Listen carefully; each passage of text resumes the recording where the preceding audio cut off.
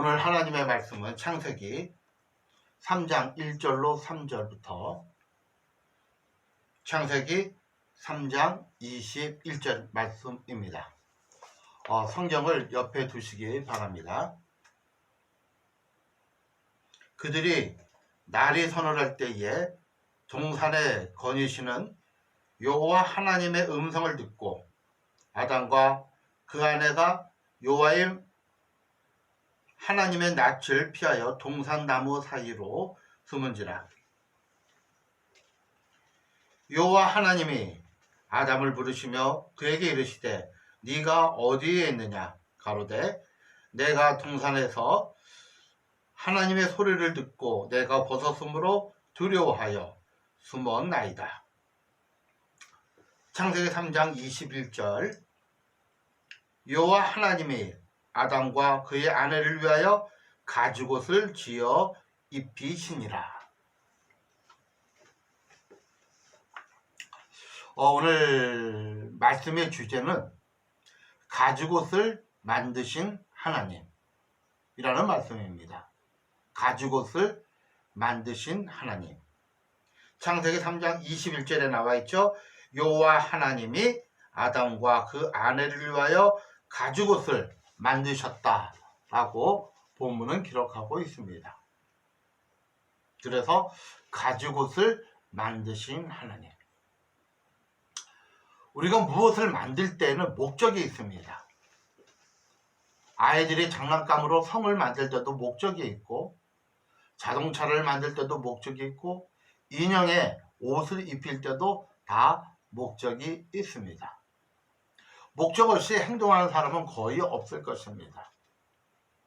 근데 하나님께서 가죽옷을 만드셨다는 거예요. 그러면 무언가를 만드실 때는, 옷을 만드실 때는 거기에 대한 목적이 있다는 거죠. 그 목적은 오늘 창세기 3장을 보면 아담과 하와가 뱀의 유혹으로부터 타락하는 장면이 나옵니다. 우리가 성경을 보면 창세기 3장을 타락장이라고 얘기합니다. 인간의 타락의 모습이 그려져 있는 그러한 말씀이라 하여 창세기 3장을 타락장이라고 하고, 고린도전서 13장을 사랑에 대한 이야기를 계속하고 있어서 사랑장이라고 하며, 히브리서 11장은 믿음의 선인들이 나와서 믿음의 장이라고 이야기하기도 합니다.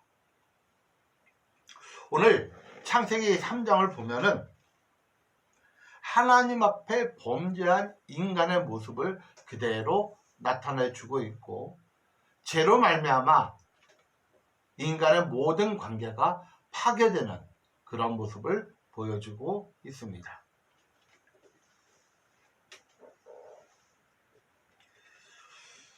하나님께 범죄한 인간의 모습 중에는 하나님과의 관계가 단절되어 있습니다. 하나님과 사람의 관계가 끊어졌다는 거죠. 그 이유가 무엇입니까? 창세기 3장 8절에 이런 말씀이 있습니다.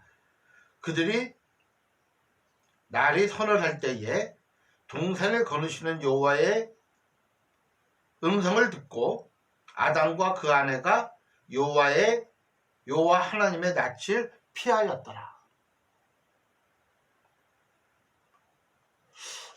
아이들이 엄마한테 잘못을 저지르고 큰 어떤 사고를 쳤을 때 퇴근 후 아버지의 얼굴을 보기가 상당히 힘들다는 것은 우리가 알고 있잖아요. 늘 하나님과 교제하던 아담과 하와. 하나님이 아담아 네가 어디 있냐 하면 하나님 나 여기 있어요. 하와는 하나님 나 여기 있습니다. 저 여기 있습니다 라고 해서 늘 에덴 동산에서 찾아오신 하나님과 아주 즐거이 교제하던 그런 아담과 하와가 오늘 보니까 하나님의 음성을 듣고 아담과 하와가 그 하나님의 음성을 피하는 모습이 나오게 되어 있습니다. 보세요. 아담과 하와가 죄를 짓기 이전에 창세기 2장은 이렇게 나와 있습니다. 2장 19절에 나와 있는 말씀인데요. 여호와 하나님이 흙으로 각종 들짐승과 공중에 각종 새를 지으시고 아담이 어떻게 이름을 짓나 보시려고 그것들을 그에게 이끌어 이르시니 아담이 각 생물을 일컫는 바가 곧 그 이름이라. 아담이 모든 육축과 공중의 새와 들의 짐승에게 이름을 주었다. 그러니까 하나님은 모든 지구상에 동물을 만드시고 새를 만드시고 그리고 그것을 다 아담에게 이끌어옵니다. 그런데 아담은 그 동물들의 이름을 지었다는 거예요. 하나님과 인간의 합작품으로 하나님은 동물을 만드시고 동물의 이름을 하나님은 아담에게 부여합니다. 참 아름다운 모습이 아닌가 그렇게 생각합니다. 그러니까 아빠가 무엇을 만들고 아들에게 야 이거 뭐라고 부를까? 얼마나 친밀해요. 아빠가 또 무엇을 이쁘게 만들고 성 하나를 이쁘게 만들고 딸에게 네가 한번 이 성의 이름을 아주 이쁘게 한번 줘볼래? 그런 모습을 한번 상상해 보세요. 그런데 오늘 하나님이 뭐라고 말씀하십니까? 아담아 아담아 네가 어디에 있느냐?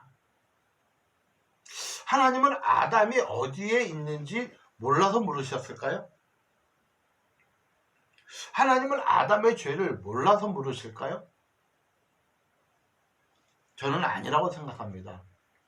아담아 아담아 네가 어디에 있느냐 이 뜻은 지금 너의 위치가 어디에 있느냐 장소의 물음이 아니라 네가 어떤 처지에 있느냐를 물으시는 것입니다.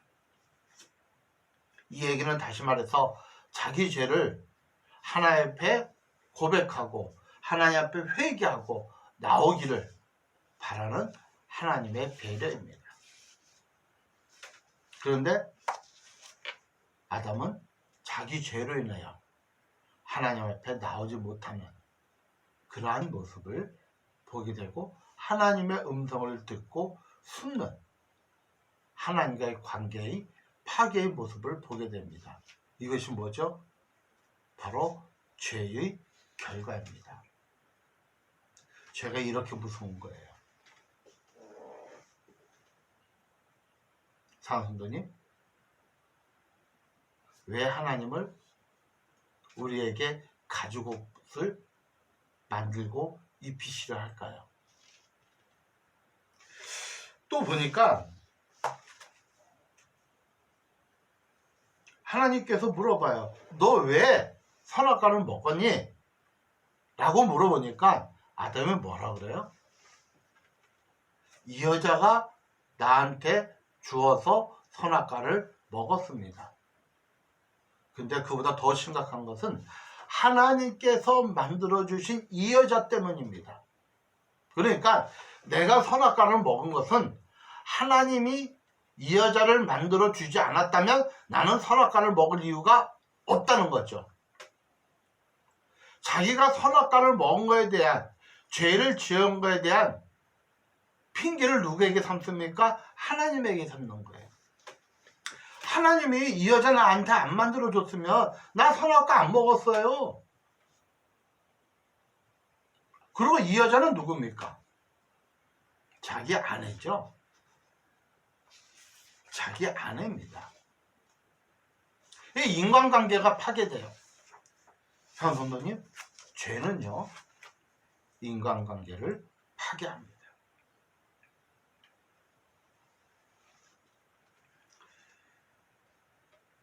창세기 3장 11절을 한번 보시기 바랍니다. 가로사대 누가 너의 벗음을 네게 구하느냐? 내가 너더러 먹지 말라 명한 그 나무 실과를 네가 먹었느냐? 그때 하나님 잘못했습니다. 제가 먹었습니다. 용서해 주세요. 제가 하나님의 명령을 어겼습니다. 용서해 주세요. 라고 했다면 어쩌면 인류의 역사가 바뀌어지지 않았을까 그렇게도 한번 생각해 봅니다. 그런데 아담은 뭐라고 얘기합니까? 12절에 아담이 가로되, 아담이 얘기합니다.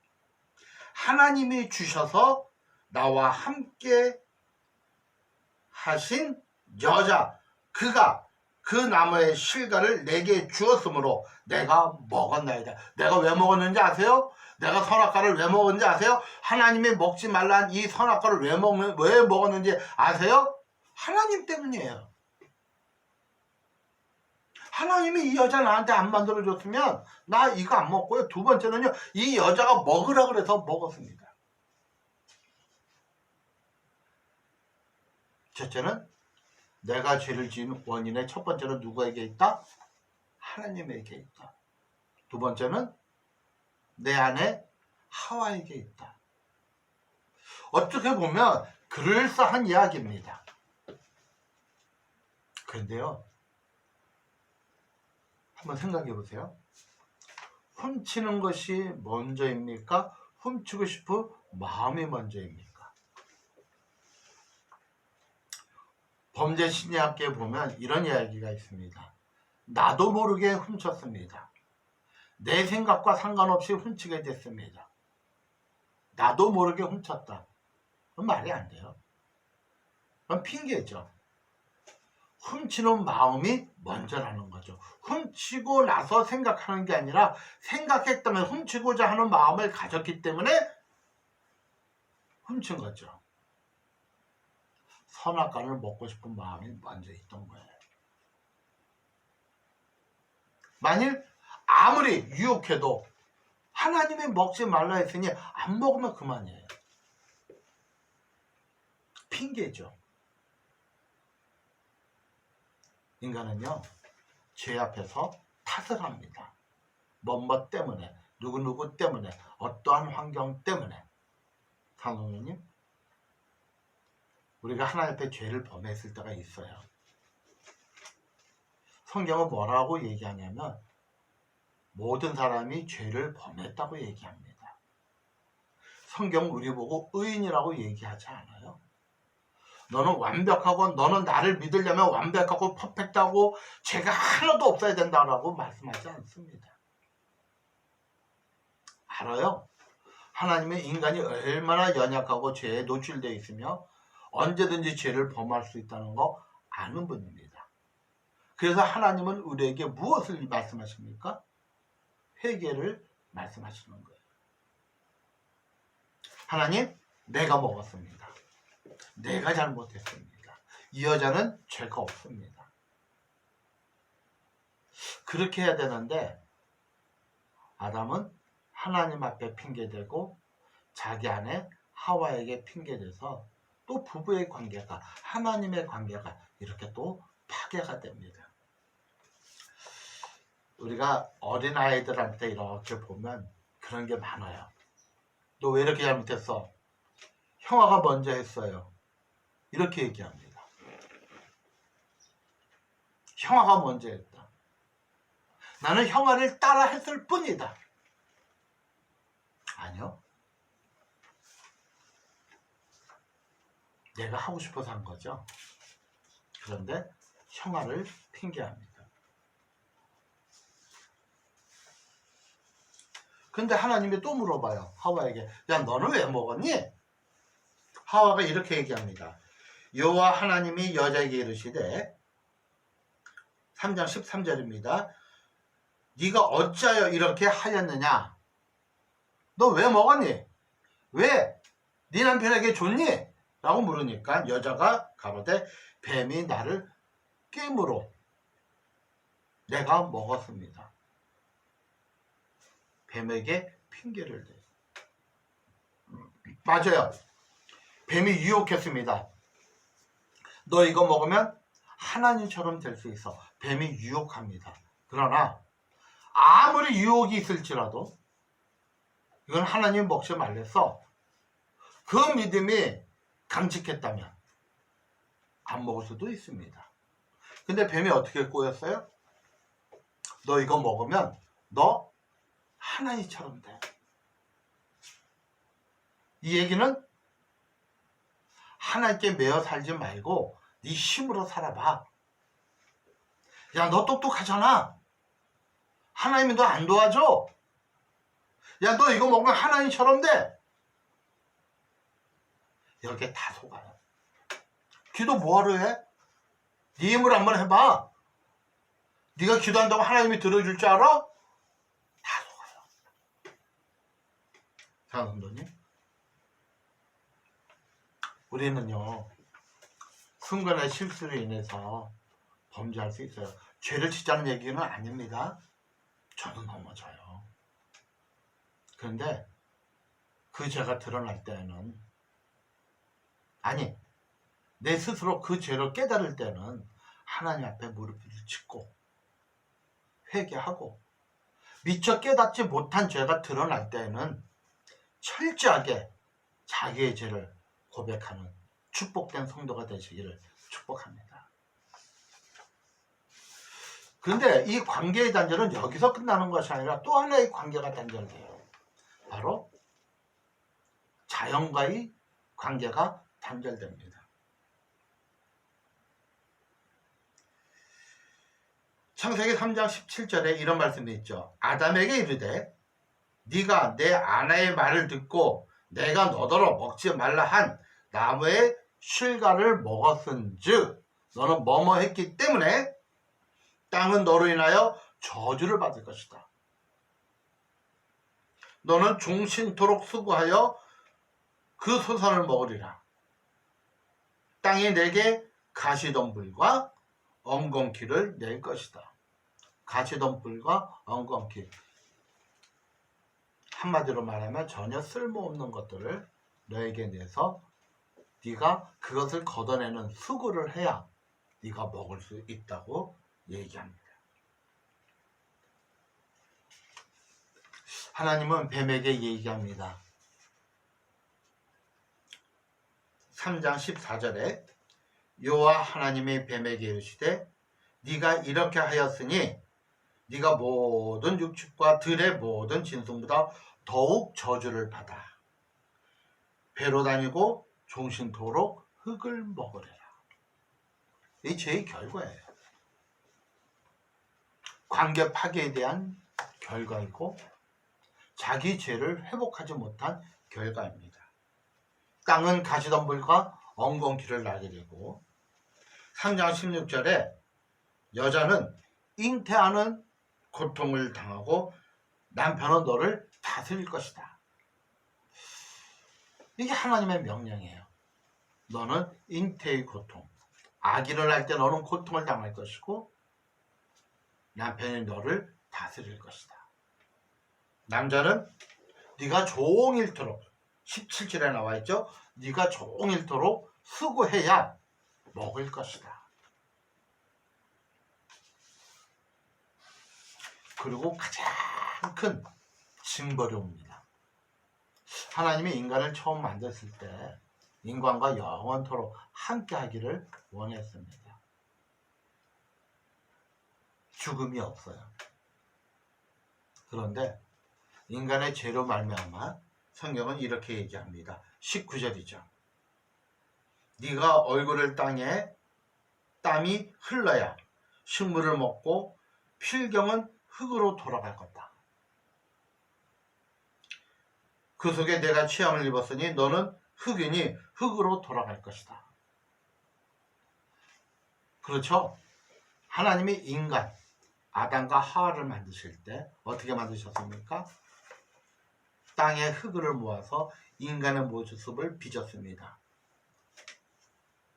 그리고 그 코에 생기, 하나님의 호흡을 불어넣습니다. 하나님의 영을 불어넣습니다. 그랬더니 생명, 사람이 되었다고 성경은 기록합니다. 하나님이 인간을 만드시고 영원토록 함께 하시기를 원하시는 것이 하나님의 목적이요 계획입니다. 근데 그걸 누가 파괴합니까? 아담과 하와가 파괴하됩니다. 사랑하는 성도님, 그 결과 인간은 흙으로 돌아갈 수밖에 없는 처지가 됩니다. 다시 말해서 죽음이죠. 성경에는 죽음을 이렇게 얘기합니다. 크게 두 가지로 나누는데 육체적인 죽음이 있어요. 그래서 우리의 생명이 다하는 것을 의미합니다. 본래는 하나님이 인간을 창조할 때 육체적인 죽음이 없습니다. 두 번째의 죽음은 세상 사람들은 잘 이해할 수 없지만 우리 기독교 믿는 사람들은 기억해야 될 것이 하나님의 관계의 단절입니다. 이것을 죽음이라고 얘기하고 있어요. 아주 쉬운 예를 들어보겠습니다. 조그만 나무가 땅에서 뽑혀졌습니다. 나무가 땅에서 뽑혀졌습니다. 그러면 이 나무는 살았습니까? 죽었습니까? 우리 눈에 보기에는 살아있죠. 왜? 수분이 있고 영양분이 있고. 그런데 땅에 뽑혀진 나무는 점점 말라서 죽어가죠. 단절이죠. 땅과의 단절이죠. 그럼 죽을 수밖에 없어요. 우리가 물고기를 물에서 건져내면 파닥파닥거립니다. 죽었습니까? 살았습니까? 우리 눈에는 살았죠. 그런데 점점 죽어갑니다. 단절이죠. 하나님과의 관계가 끊어졌습니다. 그로 말미암아 인간은 점점 죽어갑니다. 땅에 뽑힌 나무를 다시 살릴 수 있는 방법이 뭐죠? 얼른 그 땅에 다시 심는 것이고 빨리 그 물고기를 물에 집어넣는 겁니다. 사랑하는 우리가 하나님과의 단절로부터 회개하는 방법은, 다시 회복하는 방법은 회개입니다. 죄의 회개입니다. 우리가 이걸 오해하면 안 됩니다. 분명 제가 수없이 말씀드렸는데 아직도 오해하는 분이 계십니다. 내가 예수 그리스도를 정말 내 마음에 영접했다면, 정말 예수 그리스도의 보혈로 말미암아 내가 하나님의 자녀가 됐다면 우리는 영원토록 하나님과 단절되지 않습니다. 내가 하나님을 나의 구주로 영접했다는 뜻은 무엇을 의미하냐면, 나무가 다시 땅에 심겨진 것이요, 물고기가 다시 바다로 강물로 들어갔다는 것을 의미합니다. 내가 태어날 때 죽어서 태어난 게 아니라 살아있기 때문에 태어난 거죠. 근데 그 몸은 언젠가는 내 연소가 70이요 강건하면 80이라 또 의학이 좋게 되면 100세 120세까지 살지라도 언젠가는 죽게 돼요. 왜?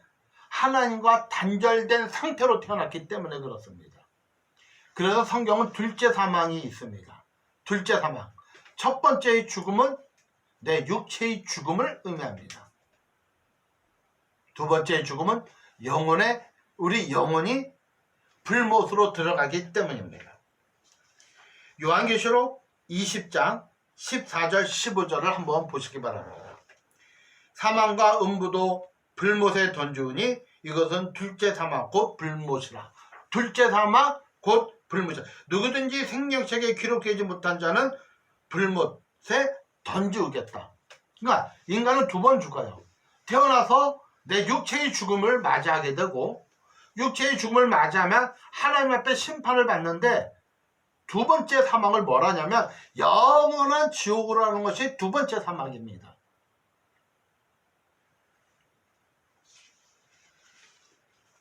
왜요? 하나님과 단절됐기 때문에. 그런데 우리가 태어나서 하나님과의 단절된 관계를 회복하면 우리 육체의 죽음은 맛보지만 어떻게 됩니까? 천국에 가는 거예요. 영생. 두 번째로 사는 영생을 얻게 됩니다. 사랑하는 성도님, 오늘 본문 창세기 3장 21절에 여호와 하나님이 아담과 그 아내를 위하여 가죽옷을 만드셨다 그랬어요. 왜 만들었어요? 입히시려고. 자 보세요. 아담과 하와가 죄로 말미암아 자기가 벗은 몸을 알았어요. 전에는 자기 몸이 완전히 벗어져 있어도 수치를 몰랐어요. 왜? 죄가 없었기 때문에. 근데 죄를 지름으로 자기 벗은 몸이 보이는 거예요. 수치예요. 그래서 무엇을 입었냐면 무화과 나무 잎으로 몸을 가렸습니다. 나무 잎으로 몸을 가렸습니다. 한번 생각해 보세요. 햇볕이 쬐입니다. 나무 잎은 마르기 시작하죠. 마르면 어떻게 돼요? 또 무화과 나무로 옷을 해 입어야 돼요. 또 햇빛입니다. 또 망가집니다. 계속해서 자기 죄를 가리려고 나무 옷을 계속 해 입어야 돼요. 그런데 하나님께서 그 벗은 옷을 인해서 가죽옷을 만들어서 입힙니다. 나무 잎에 비하면 가죽옷은 영구적이에요. 근데 한 가지 중요한 건 뭐냐면 가죽옷을 만들어서 아담과 하와에게 입히기 위해서는 어떤 동물인지 모르지만 피를 흘리고 죽어야 됩니다. 그렇죠? 동물을 죽이지 않고서는 가죽을 얻을 수가 없죠. 그렇잖아요. 한번 상상해 보세요. 가죽이 다 벗긴 동물. 말도 안 되죠.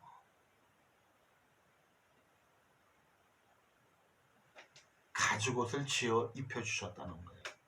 이것은 무엇을 의미하냐면 하나님이 가죽옷을 만든 근본적인 이유가 뭐예요? 벗은 수치를 가리기 위해서죠. 이것은 다시 말해서 죄를 가리기 위해서죠. 죄를 가리기 위해서는 어떻게 해야 돼요? 누군가 죽어야 돼요. 어떤 동물인지 몰라. 그래서 우리는 그냥 일반적으로 양이 아니겠느냐 이렇게 생각하지만 사실은 어떤 동물인지 모르지만 분명한 것은 인간의 죄로 인하여 어떤 동물이 죽었습니다. 이것이 무엇을 상징합니까? 인간의 죄를 용서하기 위하여, 인간의 죄를 가리기 위하여 누군가 피 흘려 죽어야 된다는 것을 예언적으로 말씀해 주신 것입니다. 바로 이 가죽옷은 장차 십자가에 죽으실 예수님을 상징합니다. 구약을 우리가 읽다 보면 수많은 제사들이 나옵니다. 그 제사의 특징 중에 하나가 뭐냐면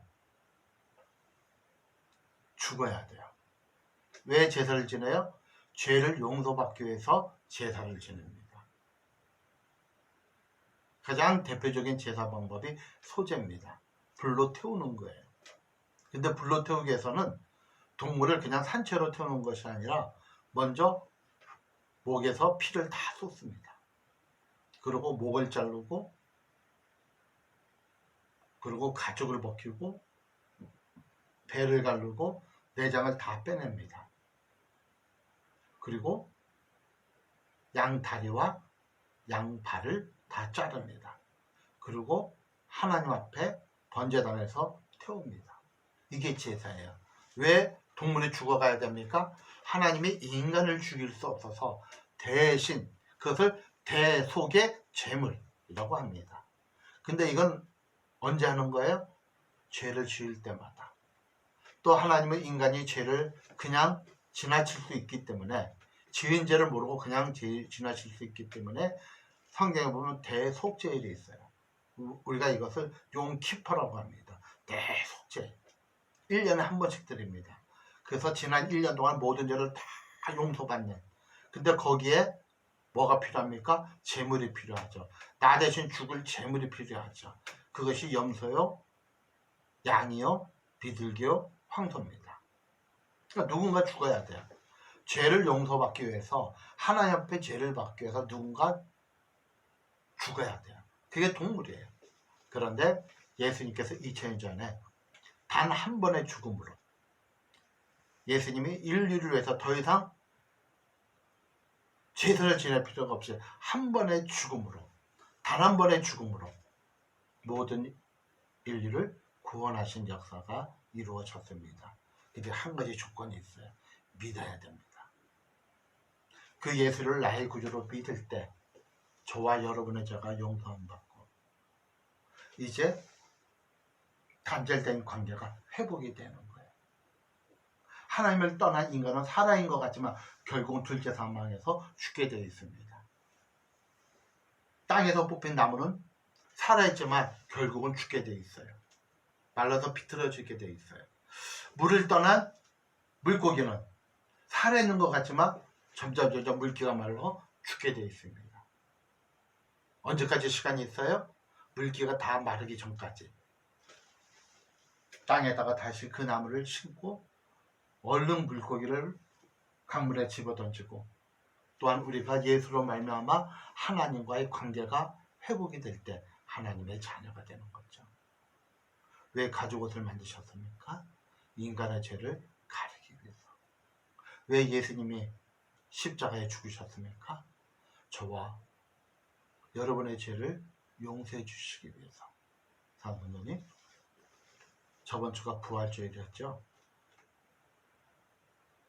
부활 이전에 십자가의 고난과 죽음이 있다는 것을 기억하고 코로나로 참 어려움이 많고